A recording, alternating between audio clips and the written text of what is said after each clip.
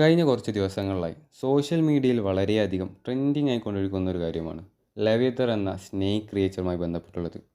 അതിൻ്റെ മിത്ത് വളരെ ഇൻട്രസ്റ്റിംഗ് ആയിട്ടുള്ളൊരു കാര്യമാണ്. ലോകത്തിൻ്റെ അവസാന നാളുകളിൽ കടലിനടിയിൽ നിന്നും വിചിത്രമായിട്ടുള്ള ഭീമാകാരനായ ഒരു സർപ്പം പ്രത്യക്ഷപ്പെടും.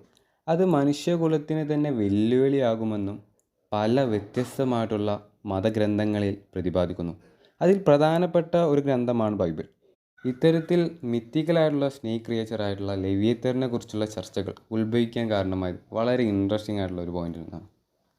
ഈ ഇടയായിട്ട് ആയക്കടലുകളിൽ മാത്രം കണ്ടുവരുന്ന രണ്ട് മത്സ്യ സ്പീഷീസുകൾ കടലിൻ്റെ ഉപരിതലങ്ങളിലും കരയിലും പ്രത്യക്ഷപ്പെട്ടു എന്നതുകൊണ്ട് ഉൾക്കടലിൽ അരുതാത്തതെന്തോ സംഭവിക്കുന്നു എന്നതിൻ്റെ സൂചനയായിട്ടാണ് പലരും ഇതിനെ വ്യാഖ്യാനിക്കുന്നത്.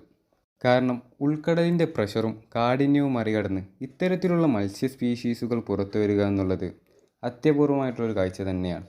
ആഗോളതാപനവും കാലാവസ്ഥാ വ്യതിയാനവുമായിരിക്കാം ഇത്തരത്തിൽ കടലിൻ്റെ അസ്വാഭാവികതയ്ക്ക് കാരണമായതെന്നാണ് പല സയൻറ്റിസ്റ്റുകളുടെയും വിലയിരുത്തൽ.